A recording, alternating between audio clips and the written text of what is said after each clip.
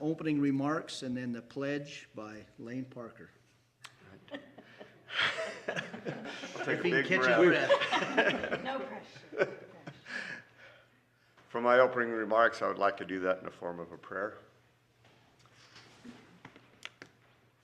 Angie, hits record.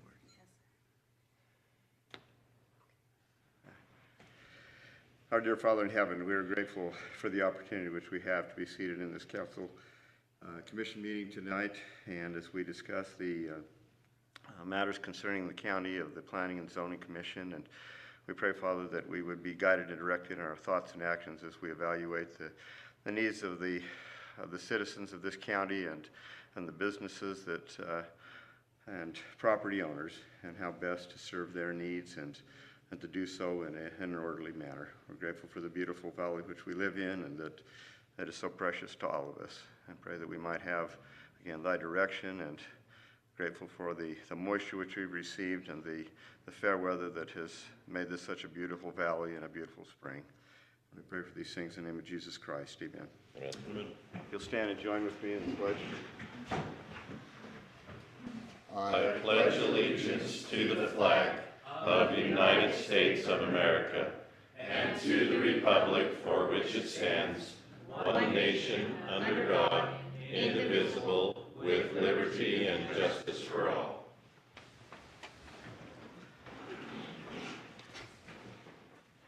Any updates to the agenda, Connor?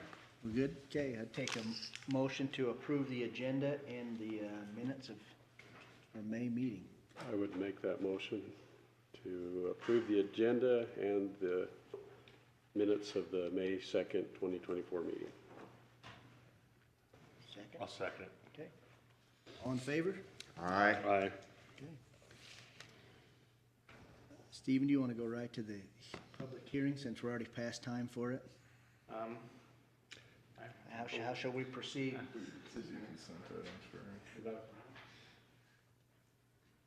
How many are here for the public hearing? Okay, so we'll go to that so you don't have to wait, because we'll try to keep it on time.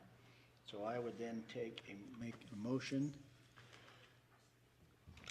Open number 6, the public hearing. So moved. I'll second that. Okay. Do we want a presentation first? Yeah, I can do a presentation.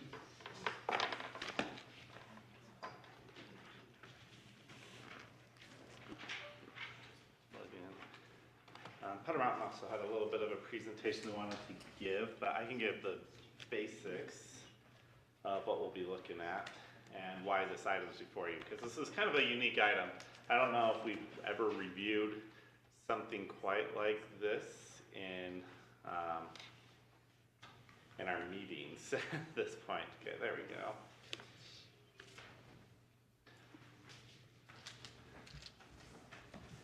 So as many of you know, Powder Mountain is a ski resort that is located on the border between Cache County and Weber County.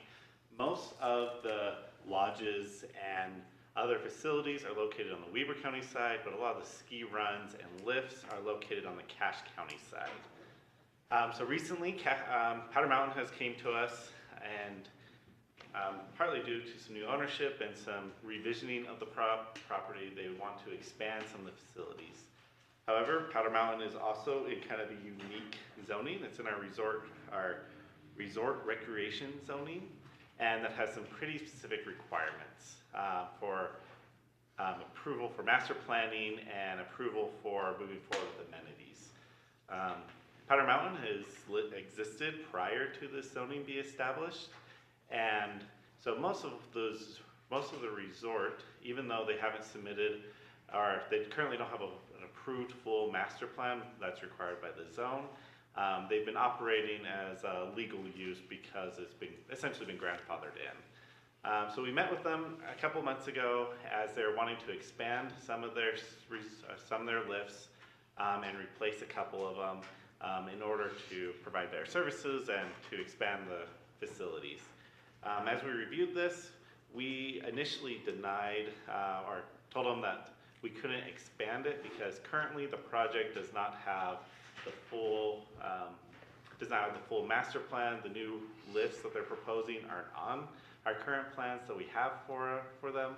And so we, through some discussion and a proposal by the applicant, we found a way that they could potentially come in, get approval to move forward with the 2 new lifts while they're working on updating the full master plan. And that's through a development agreement. So under state law, I'll bring that up so we can see it. So this is state law that governs development agreements. Essentially, state law restricts when and when we cannot do a development agreement. Essentially, counties are allowed to enter into development agreements, but normally they have to be more unique circumstances. We're not supposed to enter into development agreements if it's just if our land use code governs the use. But it does allow us to enter into a development agreement to provide exceptions to the code, but under specific circumstances. So this is under 1727A, 528, 2A, subsection 3. So allow or use the development of land that applicable land use regulations governing the area subject to the development agreement would otherwise prohibit unless the legislative body approves a development agreement in accordance with the same procedures for enacting a land use regulation under Section 1727A 502, including a review and a recommendation from the Planning Commission and a public hearing. So essentially, because they don't have the full master plan done, and in order to try to find a way to be able to build these 2 lifts during their building season, which is shorter than most other areas because of the high nature or because of the elevations, they're proposing this proposed agreement to be able to allow the county to issue building permits for these 2 additional lifts. However, in order to do that, this development agreement that's proposed would have to be, we'd have to hold a public hearing and make a recommendation from the Planning Commission like we would any other land use code. And then the county council would have to approve that development agreement. And so it's a little bit unique in how we're proceeding, but from a staff perspective, we feel like this is a reasonable way to try to work with the property owner with their constrained timeframes as they're currently working to expand and provide us with a full-blown master plan. It's important as we go through the development agreement. I can go through the main sections. This development agreement has been reviewed was proposed by the applicant, but has been reviewed and edited by staff, including the attorney's office as well. Did you want me to go through the agreement, what the specifics are on it before we go into the public hearing? I've read through it quite Yeah. a bit, so unless there's questions from any of the commissioners, I think we're probably. I have a question. Yeah. So if you give them a development agreement, how long does that last? And do we get to view the master plan? And if there is concern of the master plan, and you've already got the development agreement in, what happens? So the development agreement, that's a good question. So as of right now, they have provided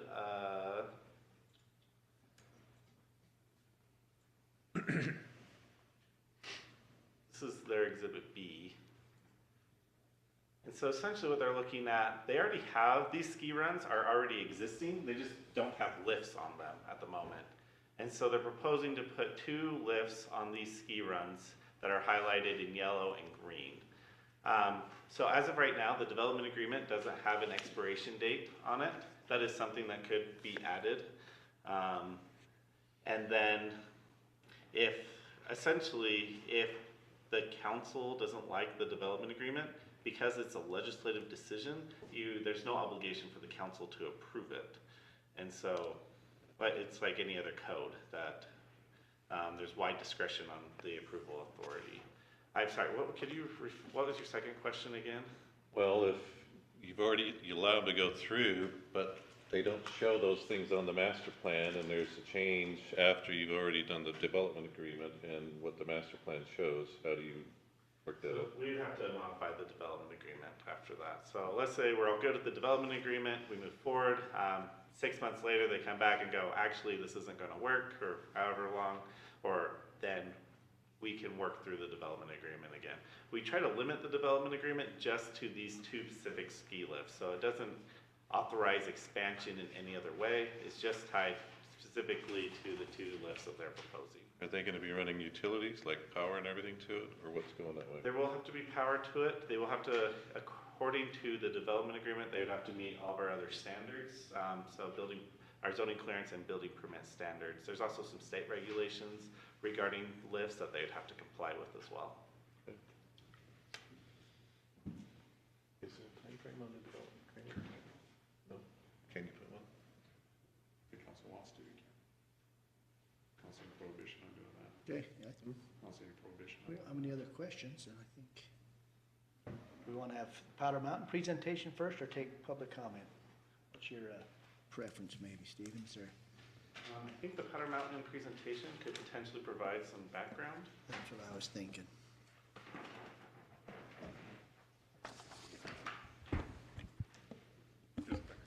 Oh, thank you.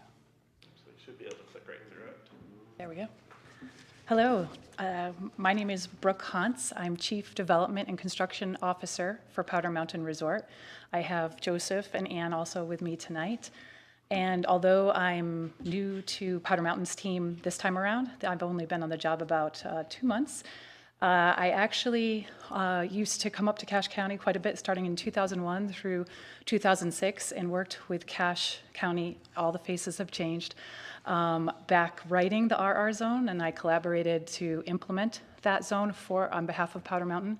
And then in 2006, I worked on the master plan, and that's a great question you have about the ski lifts. That plan at that time actually they show the lifts in the exact same place. So downhill is downhill and uphill is uphill still in the world, and it's fortunate that that plan actually contemplated these areas. I'll try to keep it pretty brief in terms of, because I think the development agreement is awesomely simple. It basically does what we intended it to do and address the situation that came up, and it's, why is there a development agreement? And if I could go back in time, prior to actually most of us on the team being part of the team, we would have had probably different assumptions. And so when the team was looking at installing 2 new lifts this year, they had thought they could follow the process that had existed before, which was related to replacement of ski lifts. So they thought the ZCA and the building permit process was applicable here. Well, it would have been had the lifts been in the same place that existing lifts already were on the ground. And that's not the case. These are actually, although they're within the area of the ski terrain, and I'm going to get to that in a second, they're new vertical transportation in terms of the lift, although the snowcats that are currently used on the property actually service that terrain.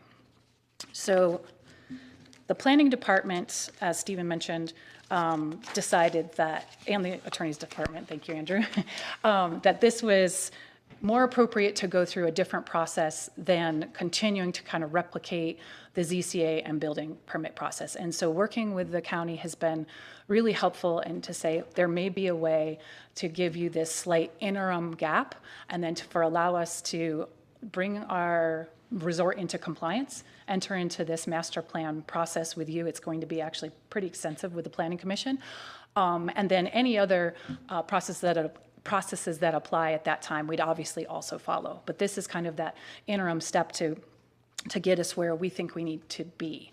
I don't know how familiar you all are with Powder Mountain Resort, but we're proud to say, we're over 50 years old. And so the family-run business on that mountain has been in existence since 1972, and it's a really massive amount of ski acreage. And so there's various times in the history of the project that you can hear that sometimes it's called the most skiable acreage in the United States. And that's pretty amazing, but that's done with very little infrastructure and very few lifts in comparison to many resorts in the country.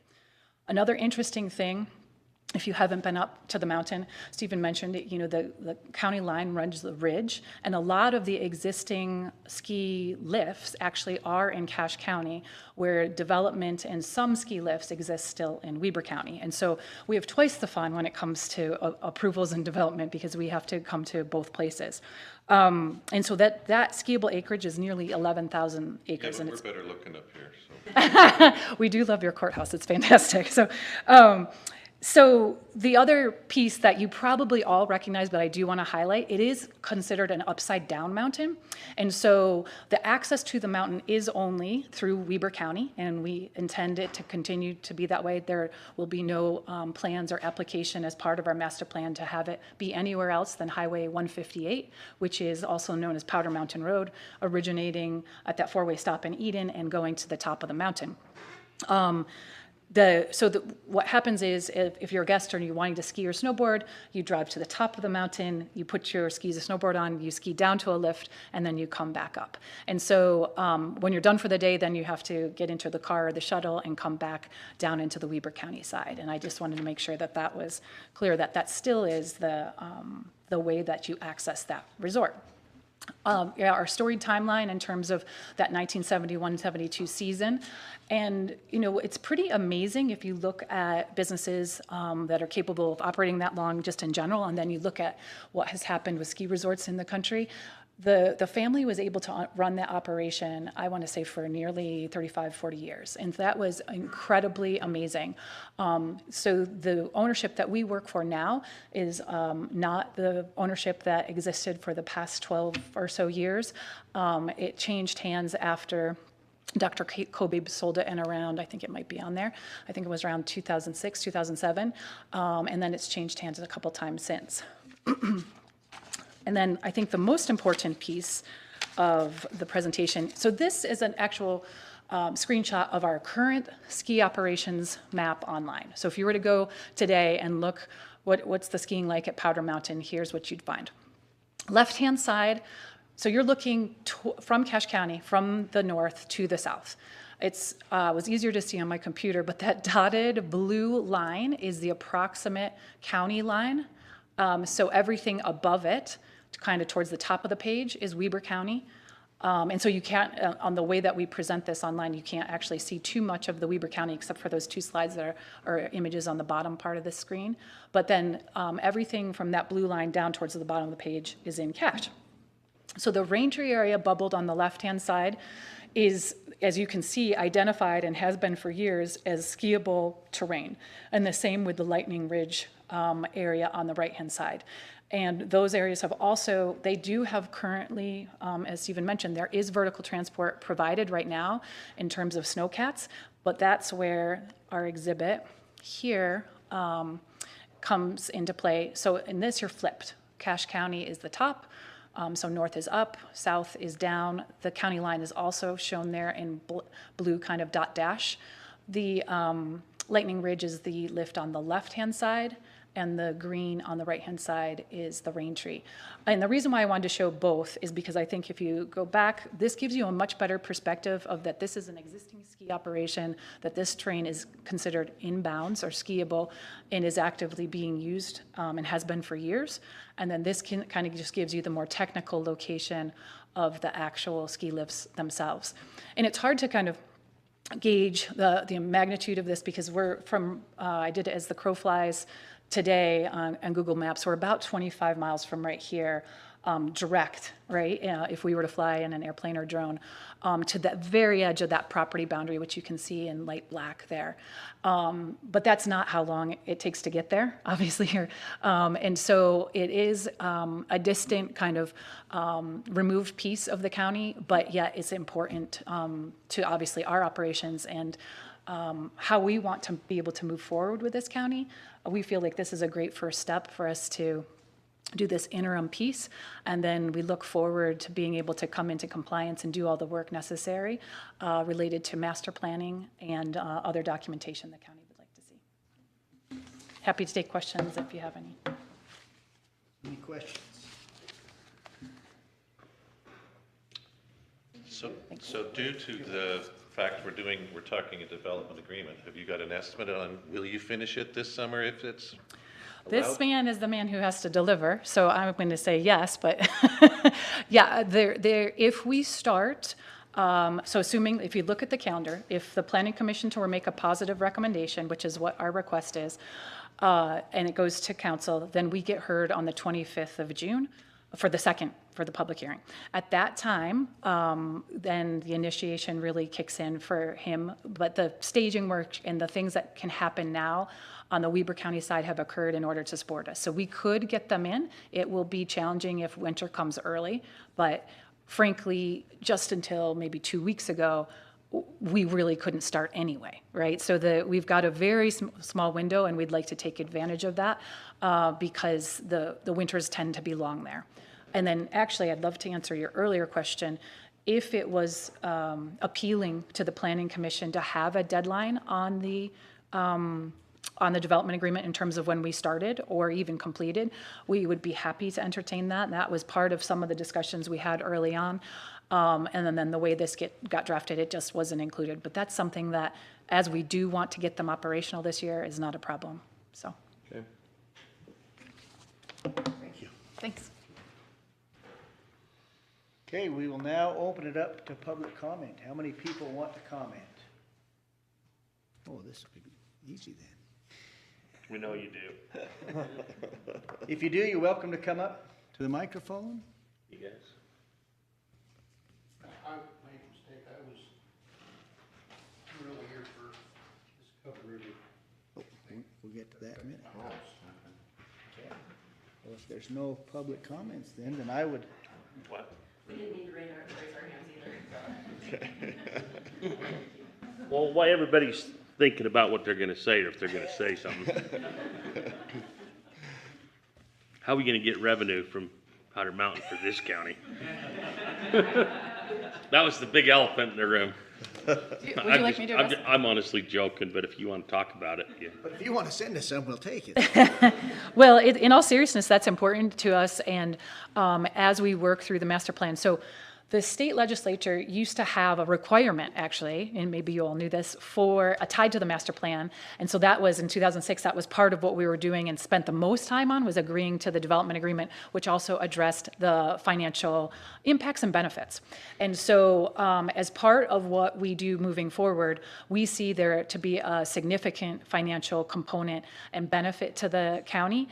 And I think also just based on its location and the access benefit for Weber, but the restriction in cash, that means the traffic impacts and the access and those related things go to that side. So I see a huge benefit for this county in terms of future revenue, because we can make sure that we're collecting revenue in Cache County and then additional raised property taxes and the values that those are going to generate for your community. So I think between those two, we're still required, I believe, to do a financial impact, and that will fully disclose, and it's reviewed by third parties. So it's not just me saying, oh, it's going to be windfall. It's a third party actually does the assessment for you. So. Okay, if there's no public comment, I would take a motion to close Make a the motion to public close the hearing. public hearing. Second that. All in favor? Aye. Okay, commissioners, do you want to, Where's our options here? well, so I was scrolling back up too.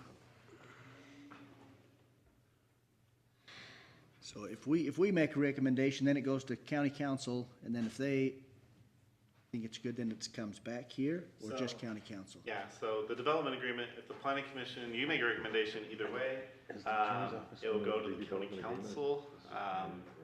Likely, they'll schedule a hearing next week. They'll do the scheduling next week for the 25th, and then they'll hold a public hearing then. And then they could approve it or deny it as it is, or make modifications to it, like they would any other land use ordinance. And then if they approve it, they'll sign it, and it'll become, then it won't come back. Their master plan eventually will come back to the planning commission for review and approval of. So what do we need the language to say? We're going to recommend Approval or denial approval to the county council. of a development agreement. Is that correct? Yep. Is that right? Okay, I'll make that motion. Which one? For Approval or denial? approval. Okay. Let's clarify. Everybody's, Wondered which one. You had two options there, so. okay. Okay, we've got a motion to I'll recommend second approving. that motion. Okay, any further discussion? Seeing none, all in favor?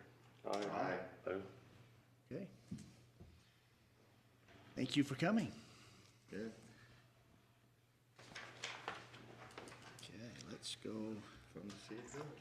Now we're, back to items 1 through 4. I'm guessing no one else is here for the public hearing on the subdivision ordinance. We can hold that one for just us then. So, items 1 through 4 are consent items, meaning that they meet all requirements, in county code for us to approve, without, any modifications. So they've met with planning department, they meet everything. So unless, anyone on the commission has any questions on those, we could take a motion to approve those. as a group or individually? Well, you can list them each individually, but in your motion, they need to each be listed out, but we usually do them all in one. Mr. Chairman, did we ask if anybody was here for these 4? We didn't, We yeah. have somebody, don't we? Yeah. Okay, if we will take comment on any of these 4 then, so then when we're done, we can approve them all or deny them if there's any substantial things. So anyone that wants to speak on any of these, come up, state your name. You need to Your, remove it from the consent agenda item. we have to remove it from consent, okay. So first, we need a motion to remove these from So if you consent remove just a agenda. single item that they're wanting to see. Is there anyone here for number 1, Mount Sterling Acre subdivision? No? How about number 2, Sadie's Farm subdivision? Cub River Estates?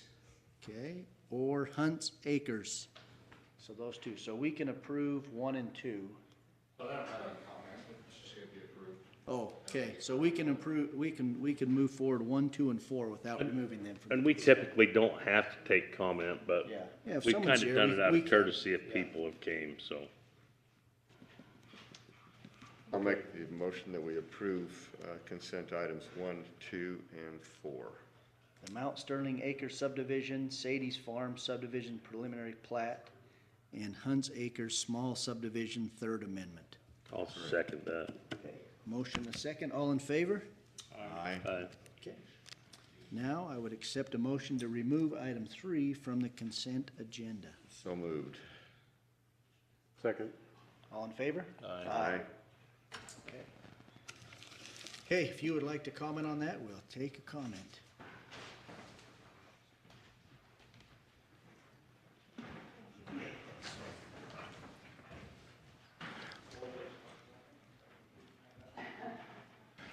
My name is Larry Rosen, and I live next door to where this proposed subdivision is supposed to be put in. We've lived there for 25 years, 24 years.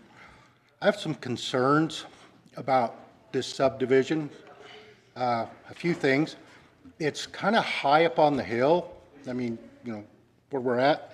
So any road, first off, they use part of my driveway to get in and out of there for his farming purposes.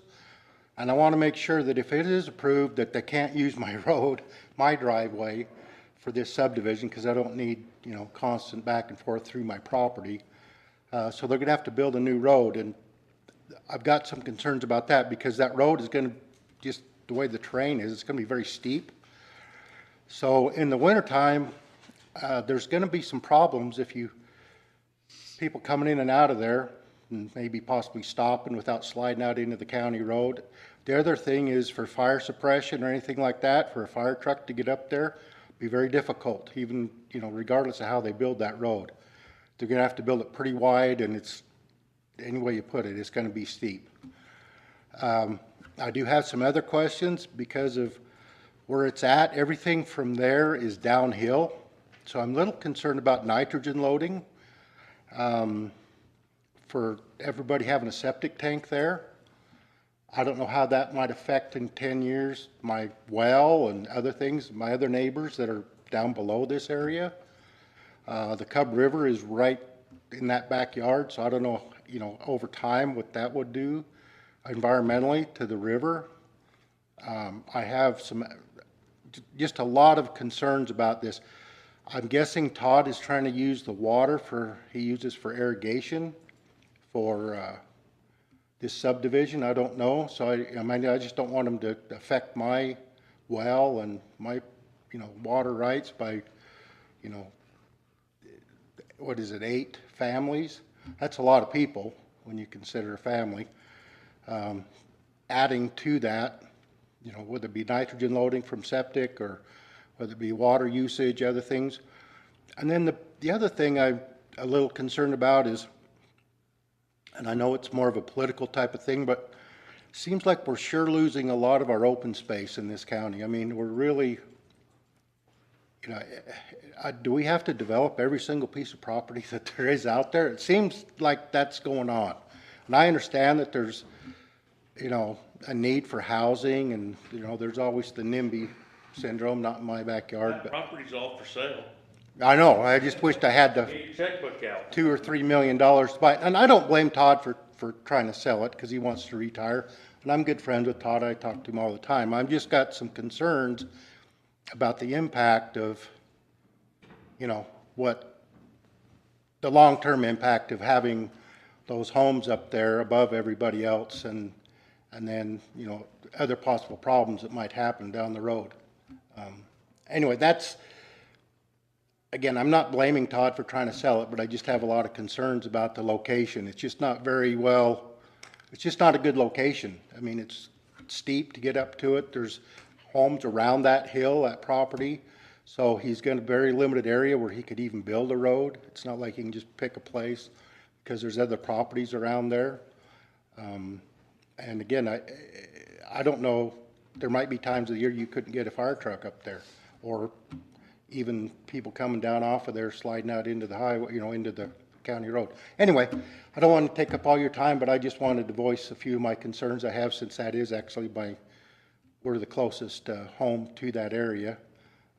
But, you know, I definitely got to make sure that they don't try to use my driveway as for their housing addition.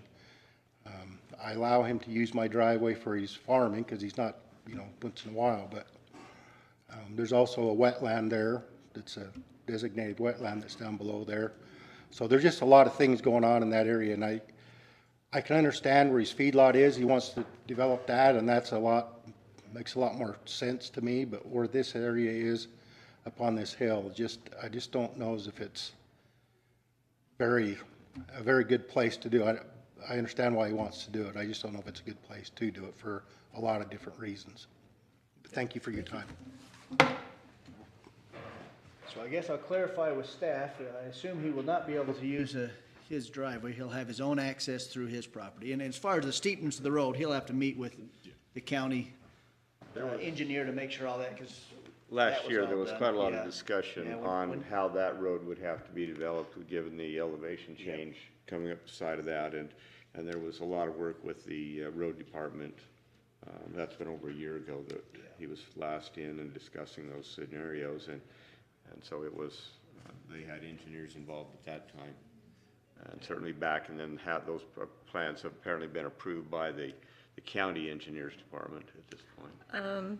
It's in the preliminary process, But but yeah. it's part of the, But it's it part has of to the be approved, proposal, but yeah. it's He'll have to been, meet all of those. Exactly. And so at this point, because most of these concerns, I mean, it's good to bring them up now, but if they're brought up during the rezone process, so when he got it rezoned from A10 to RU5, that's when we could have stopped it potentially. Once it's zoned this and he meets all the requirements, unless something pretty egregious was there that came up, we really can't not approve it, because he meets everything in the county code, the way it's presented. He'll still have to meet all the standards for roads. He'll meet the water rights with divisional water rights for the wells that I assume each home will have. He just has to show he has water rights to us, not that he's, where each well will be. That's not our purview. And the septic systems get approved through the health department. So all that will meet current county and state standards. And not to say that there couldn't be an effect down the road, but that's not one that we can make a determination not to approve it, that there may be something there. So just so you know where it comes from. So just for the record, just for water requirements, the applicant has provided proof of approved domestic water rights for 8 lots of the property. And then for the sewage requirements, the applicant has provided a copy of a septic feasibility letter issued by the Bear River Health Department, which is a requirement for this phase of development. As we move forward, or as lots move forward, we'll require additional information and studies before the development of each lot. But for the subdivision, we just require that the septic is feasible and that there's sufficient water rights to support the 8 units. Did you have something you wanted to add, Angie? You're good. Oh, okay, perfect. Okay, any other public comment? Where is the location of the access to that? All right, you can see it right here, we've got it pulled up. So the road goes right next to Terry and Diana Griffin. So it's gonna be right on the east edge of that property. Oh. Yeah. Yeah, there's apparently where that trail is, where they've been running tractors up and down it, that will be changed quite a bit, but essentially where that comes off of, Their tractor couldn't get up there, they used their four-wheeler. Yeah, so they've got it, that'll be cut down to meet county codes for the steepness of a road, and that's where it will be built. yeah, I know we. Fire code generally requires that, no, they won't accept grades over 10%, so they'll have to. And right now, it exceeds 30, so that's gonna get, on the top of the hill, that will get cut down, and, yeah, that will get cut down, so it's a lot slower. Okay, commissioners, I would accept a motion on Cub River Estates Phase 1. I'll make the motion to approve and send to the county planning and zoning approval for the Cub River Estates Phase 1 subdivision. I'll second it. Okay, any further discussion? All in favor? Aye. Okay, we'll move on to item number 5. Nautica subdivision, First Amendment. Can you bring up the? Yeah, so typically we don't, we have subdivisions on our consent calendar. This one is a bit unusual because in order to make this subdivision work as proposed by the applicant,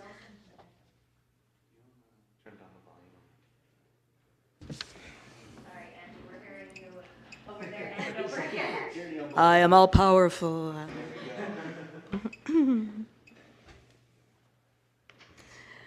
Bring up the map, please. So yeah, this one's a little unusual where it's an amendment that it requires a adoption of a private road and possibly a vacation of a county road. And so per the code, that actually has to go to county council. So this will be a recommendation. Mr. Butterfield is not here, but the reason that we have to recommend denial here is due to that resolution that's in place, that 2002 resolution that very clearly and succinctly states that prohibits the adoption of private roads as county roads. Though we believe that a recommendation of denial with maybe a recommendation also that we look for another solution, perhaps not repealing this resolution that's kind of a blanket, but something that's specifically crafted to this unique situation. Because here, if you zoom in on the... Looked like it didn't make sense to have 2 roads side by side. Exactly. Maybe the road department would be fine with it. We just have to get that code. Yeah, we just have to get a recommendation from the council to either have the road advisory committee start working on some sort of resolution that can come back to them to adopt that portion of the private road. My understanding from the county engineer, and Camden may be able to speak to this, is they probably don't want to vacate the existing county road, but just take on that additional of the private road. But yeah, we'll take some work with the council and road advisory committee as well as working with the HOA for Nautica subdivision. So there's a lot of components, but in order to kind of keep this process moving forward for the applicant, this is why we brought it here for denial. So, And, You know how many homes this will put up there on that road that It'll comes only in? add one. Right, it's gonna add one, but what does that tally up to now? it At least this is subdivision, it would be 12. 12, but all the others. 27 or so. I think this would be 27. There's Our about, part of this. when we had a recent subdivision application that came in, I believe there was only 4 available lots, or 4 available units off the road, so the addition of 1 would make it so there's only 3. Yeah, so my point is we're ticking down to the number we can't go above. Correct. And this has been through us multiple times in various forms, shapes, colors, and smells. Yeah, I think that's why they renamed it, Mount Sterling Estates or whatever, but it'll always be Nautica to us, but yeah. Did you say Nautica or Naughty? I believe I said Nautica, but it could have been a slip. But yeah, so that is the reason for the We recommendation. did talk about this, Mm-hmm. but if we approve this, then we have to be careful what we approve as Exactly. council, so. Yeah, and I think that's why I wanted to tailor it very specifically to this unique circumstance, so. Make a motion, Mr. Chairman. Okay. Brady's ready to move things along. That's what I like. Well, I don't want to step on the rest of you guys, but Well, yeah, it sounds like it's pretty easy what we need to do tonight, at least to either help the county or. I just feel that we're not prepared with progress on the concerns at hand. And I would support the county's suggestion that we recommend, staff's suggestion, that we recommend denial of the Nautica subdivision First Amendment to the county council at this time. And do you want to add on there the caveat that you had that they work with the road department to come up with a possible solution for this? I think if you want to, or just let them assume that, either way. Because I'm just kind of going off of, I guess, trailing on with what Nolan said. I mean, it's amazing that this ever happened to start with. They just kept pushing it. And I don't know, you look at the location, you look at the access, the steepness of that road. I don't want to put the county in a commitment that they've got to do something unless they come to that consensus between them and the applicant, is my thoughts. Well, and the steep part's a little further north, isn't it? It's been a little bit since I drove Well, up there. it's all the way from that private road on up to the next level, but it's whatever you guys would like to do. Well, I think at this time, the only thing we can do is deny it, because we can't approve it, because it goes against county Yeah, code. so that's why I'm saying, I don't think that we need to add, at least I don't feel we need to add any extra verbiage if they want to work through it or try to go through it again. That's between them and the county. Yeah, I mean, that was the recommendation in the letter here Yeah. to them, so. Okay, we've got a motion for denial to the county council. Second We that. got a second. Okay, all in favor? Aye. Aye. Okay, we are now to item number 7. You want to give a presentation before we do the public hearing? Since it looks like we're going to get a lot of public input on this one. Here that are highly interested.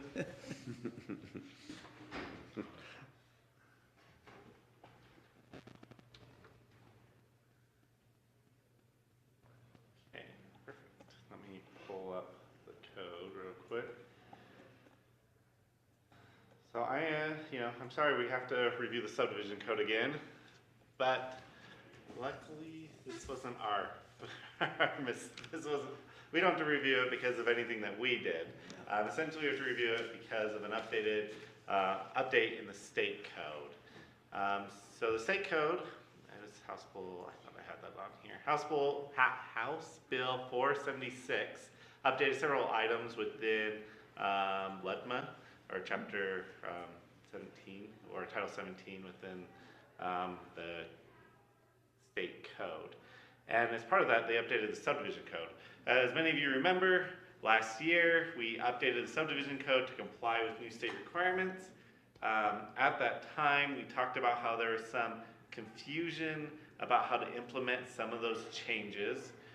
For instance, one of them was the code, the way it was structured hinted at that you would only want to do your subdivision improvement plans at one part of the development, and then your review cycles would only count for that part for the final plat, but that's not how it was worded, and so we wrote the code that they'd have to turn in preliminary improvement plans with the preliminary plat application, and then they would submit final improvement plans with the final plat, and then the review cycles that were required by the Utah League of Cities and Towns and UAC, Utah Association of Counties, both recommended that, or both essentially said that even though the code was structured in a way that made it seem like those review cycles were just intended for improvement plans, how it was written more broadly than that. And so we had to interpret that to cover the whole subdivision review process. And so that's how everybody in the state wrote their code. And the state legislature then changed the subdivision ordinance to pretty much undo those two factors. And so we'll take a look at the changes. This is the changes within the state code. So the first one is a county may require a subdivision improvement plan to be submitted with a subdivision application. A county may not require a subdivision improvement plan to be submitted with both a preliminary subdivision application and a final subdivision application. So that's the first change, is that we can no longer require it at both. We have to pick one or the other. I'll go through this in just a second, but after review with Public Works, Engineering, Fire, and Planning, we would recommend that we accept full improvement plans with final plat, essentially allowing an applicant to provide a preliminary subdivision plat with the location of their infrastructure improvements on that plan, but then so they can get through the preliminary approval and not have to make major changes to construction drawings if we have to make changes to the preliminary approval. And so when they get entitled with their preliminary plat, then they can go spend more money to get all those infrastructure improvements done. And so we'll look at that in just a second, but that's the first change. The second big change was that the review cycle requirements of this section apply to the review of the preliminary subdivision application if the county requires the subdivision improvement plans to be submitted with the preliminary subdivision application, or the review of a final subdivision application if the county requires a subdivision improvement plan to be submitted with a final subdivision application. So essentially that just clarifies that review cycle. So if you remember, we have 4 times that we can review a plan as part of the review cycle. We have 20 business days to review it and get those comments back. The applicant then has 20 business days to respond to those comments and get it back to us. If there's a delay on their part, then it postpones, or we have an additional 20 business days once they submit those plans back. And so this essentially changes that to, instead of encompassing the full subdivision review process, to just the process with the improvement plans, which would now be final plat as we're recommending. A couple of the other changes don't really impact us. One thing they're doing is for counties that are smaller. So if somebody submits initial preliminary plat, we have 15 days to submit a report to them. They changed it to be that no later than 30 business days after the completion of the subdivision application submitted if the county has a population of 5,000 or less. So that doesn't really apply to us. And there's a few changes like that Rich don't. County. We gotta worry about that one. Yeah. There's not many counties that meet that. And the same goes with review cycles. Review cycles, they changed it to 40 business days with a population of 5,000 or less. So some of the additional changes don't really apply to us. They also changed some of the other language to associate with some of the other changes they've done. So what we've done in our code, what we're recommending, so all the changes are in red. So the first one is our review cycle definition. This copies the state definition, other than we added this line, line 6, that the review cycle as defined and used in this chapter shall only apply to the review of a final subdivision application. And that's when we require the subdivision improvement plans, and so that complies with state code. We did capitalize subdivision improvement plans to make it more consistent. The next big change is under the preliminary plat application process, where we're requiring subdivision improvement plans. Sorry, it's a little bit down here. So that's in this section right here. And so it used to just be, this is a list of all the preliminary plat improvements or requirements. So under 17, it used to be shall provide drafted subdivision improvement plans, including but not limited to, but we changed it to shall provide layout of improvements, including but not limited to the following. So essentially they still have to show us like where the road is gonna be, the width, general layout of that infrastructure, but we're not requiring engineered plans at that point. The other thing, after talking to Public Works, we felt that the proposed stormwater drainage system for both surface and floodwater, including, we felt like that might be too specific at this portion. We're not requiring improvement plans, so we took that part out and just said any drainage easements or natural drainage ways indicating how the flow will be altered. And then we also had this line added in we added this line in last year to kind of cover our basis. All other plans required to construct the subdivision, we're no longer requiring that at this point, so I took that out. And then the next couple changes, there's a few things that we changed just to clarify. Maybe that was it. Maybe that was it. That all we had to do was take out. The next thing that we did was just change, okay, so this is it. So the final subdivision plat and subdivision improvement plans.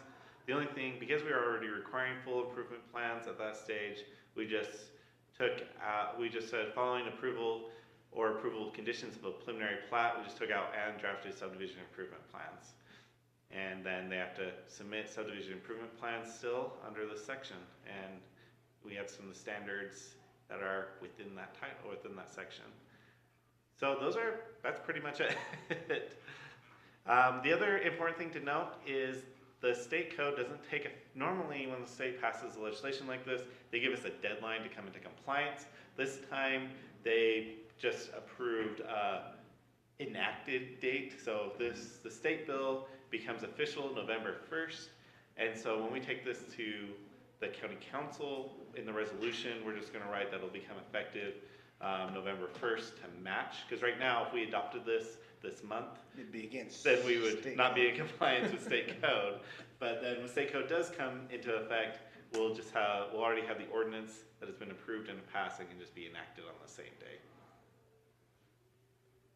Every time they change these every other year, there should be a fee associated that goes to all the cities and counties. They have to spend the time Seriously? changing the codes back and forth.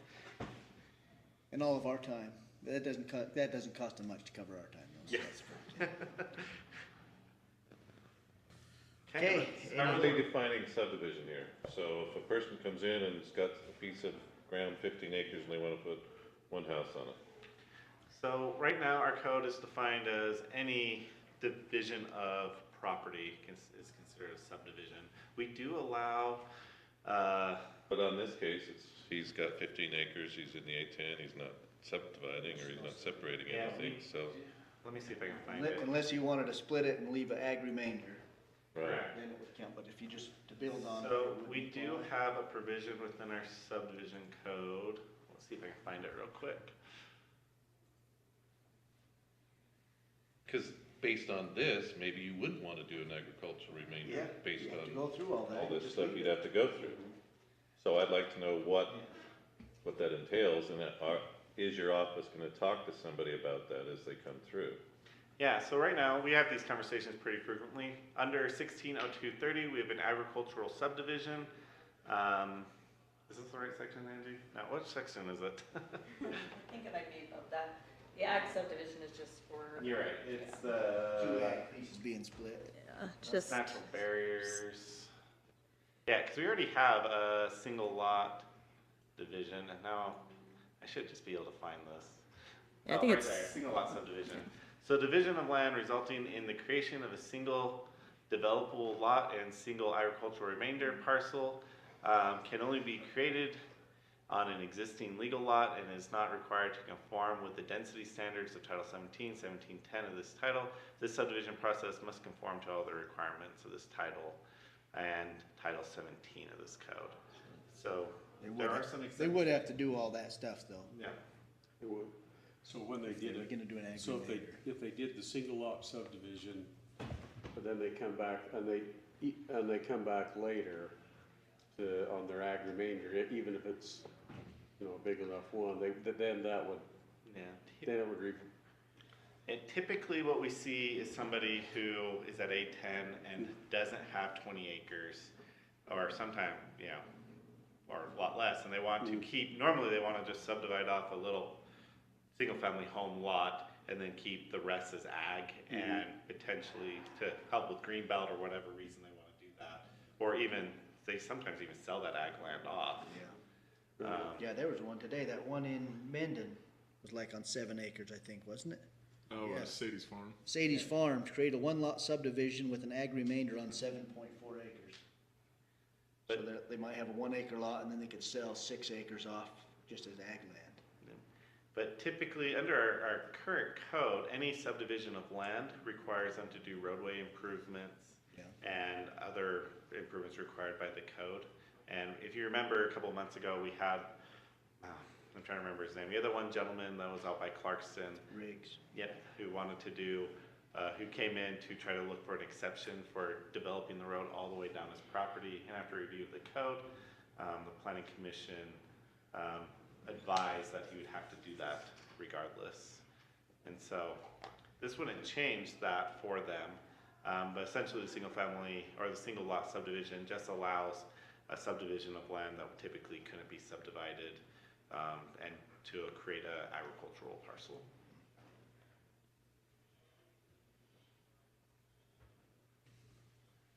Okay, well, with any more questions before we have a public hearing? Can take a while, isn't it? I'd accept the motion to open a public hearing then. So moved. seconded. All in favor? Aye. Any public comment? Like it.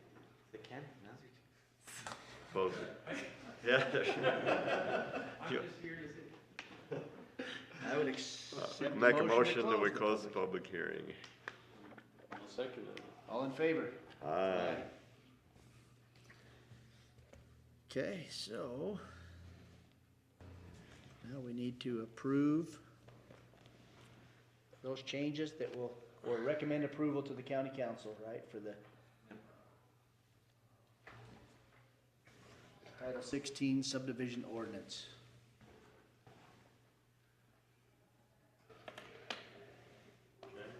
I'll be happy. Go ahead, Mike. I'll make a motion that we I was catching flies. approve, that we approve a motion to send to the county council approval of the Title 16 subdivision regulation changes. I'll second that. All in favor? Aye. Motion passes. Okay, item 8, discussion on conditional use permits. Well, I don't have a whole lot to discuss with this one. I kind of wanted to provide an update. As we mentioned last time, or last month, we are going to bring this to our staff review committee that includes the attorney's office, planning and zoning, GIS, building, public works, engineering and fire, to kind of go over some of the changes that we talked about. And mostly I just wanted to talk about some of the things that they recommended as we were moving forward. One of the big items that we discussed was parking. Currently, we just require a parking study with our conditional use permits. And so there was some concern about, and there's some concern about site plans. Cherry Peak is a really good example of a parking lot that wasn't associated with the site plan.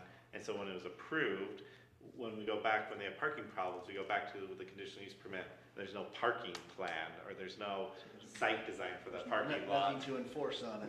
Yeah, exactly. And so there was some concerns about that. We've also had a few issues where they've done overflow parking on streets that weren't designed for parking. And so to require like no parking signs. And also there's some discussion about potentially a lot of jurisdictions, and in some places they're moving away from this in more urban areas about having a parking table. So essentially, industrial is really easy. Typically, they say, so if you have a warehouse, you're required to do 1 parking space for every 1,000 square feet. And that tends to work out right. Or if you have a restaurant, you're required to do 1 parking space for every 250 square feet of customer seating area, or, they have rules like that.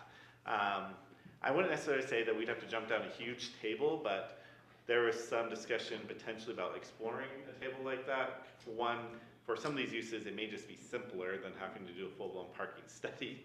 And two, to have some basic standard for some of these events instead of just having whoever submit a plan and then we just go off that. And so that took up quite a bit of the conversation, was frustration over parking.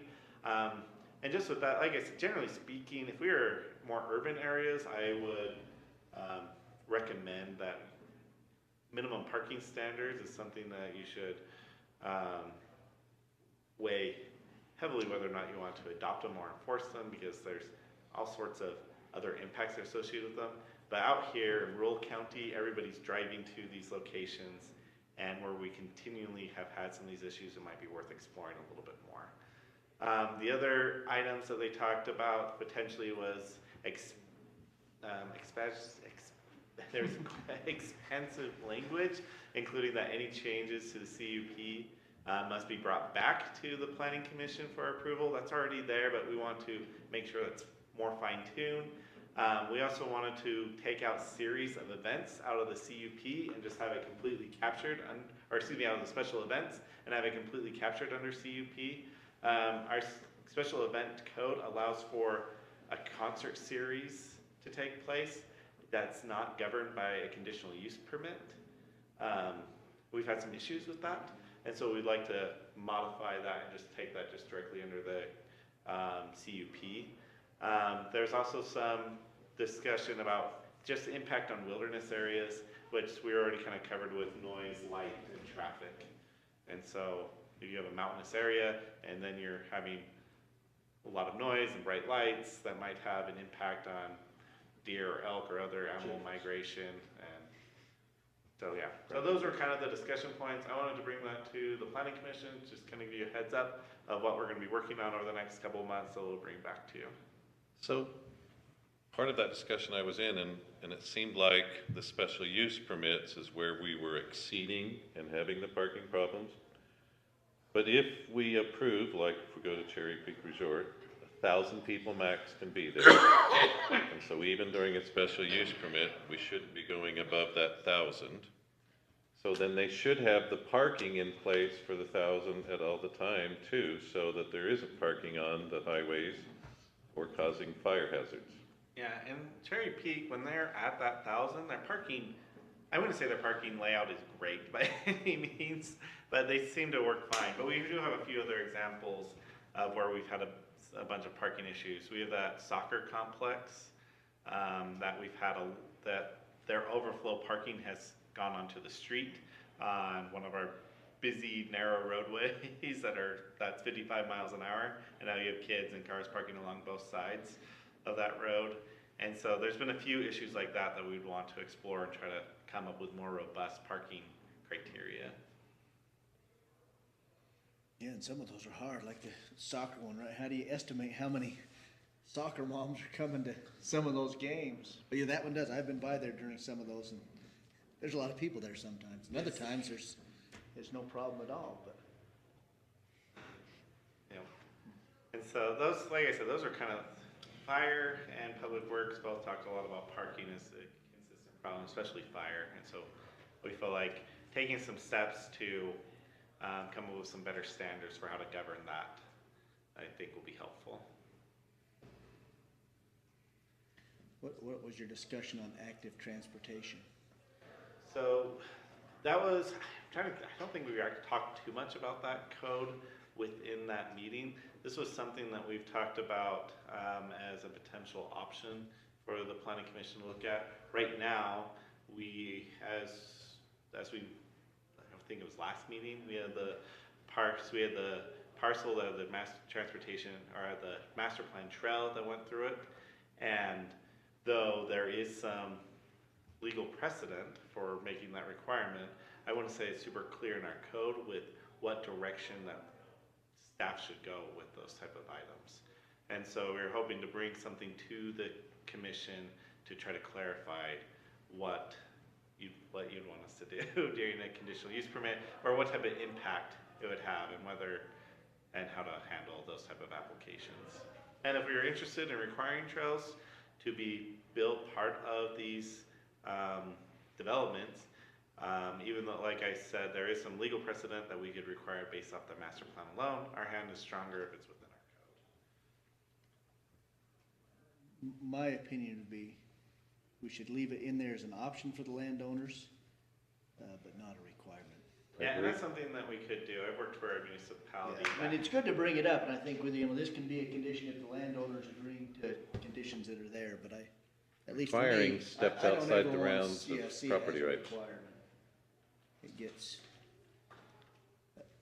it's, a road, I think, for me, is more justifiable as a requirement. We gotta have a road easement to go there, but active transportation gets a little harder, especially when it may be decades before trails are built. Yeah, and so there's a couple options we look at. I've seen in some areas where they listed as a, I don't know, matter of consideration, but not necessarily as a requirement, and you can word things that way. So that way, when applicants look at it, they're like, okay, we have this as an option to provide that, but we don't necessarily, being the county has wide discretion on how to enforce its master plan. And whether or not it's gonna require these as part of applications, or whether it's gonna try to purchase these type of easements, or just put them in right-of-ways where we already have the property for it. I think that's the clarification that we're looking for active transportation corridors.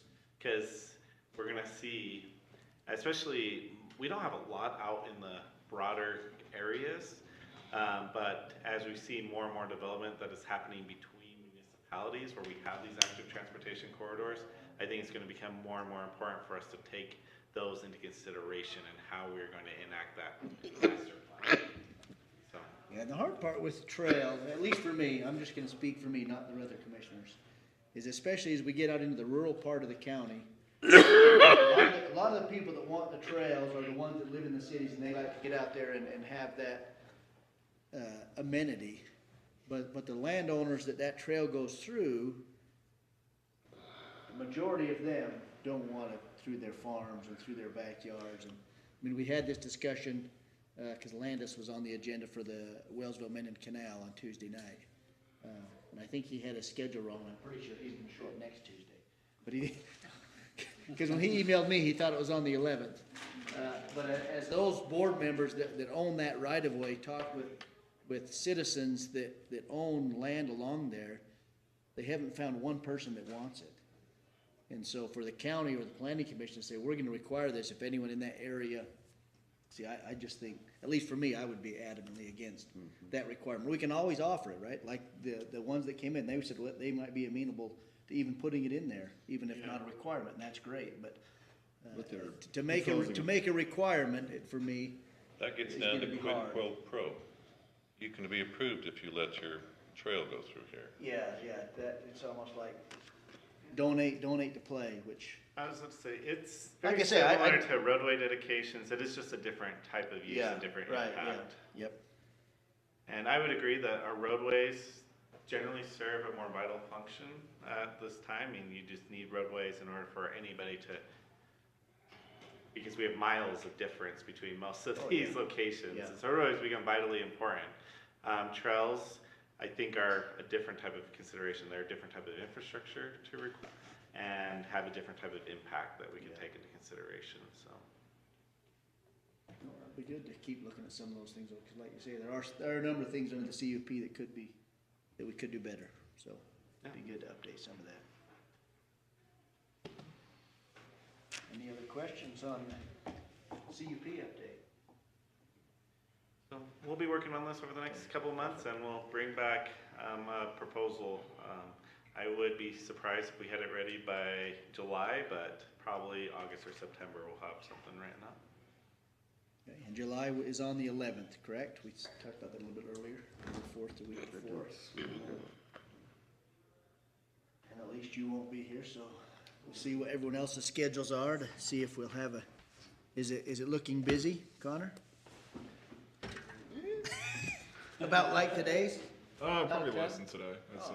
I'd say we do have a few items like CronQuest that are meeting, I think, their 90 days is They're- up in yeah. July, and so I'm gonna reach out to them this week. I haven't heard much from them since that meeting, so I'm not 100% sure where they're at.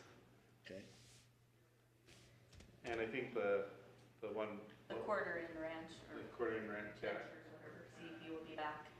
And then we have a rezone and I think We have two reasons. 2 rezones. I don't think we have any subdivisions. Just kind of revisiting a couple things. Okay, perfect. Well, without any other questions, any commissioners got anything else? Then we will stand adjourned. I apologize for It's okay, we still made it. 20 I told him I minutes had to leave by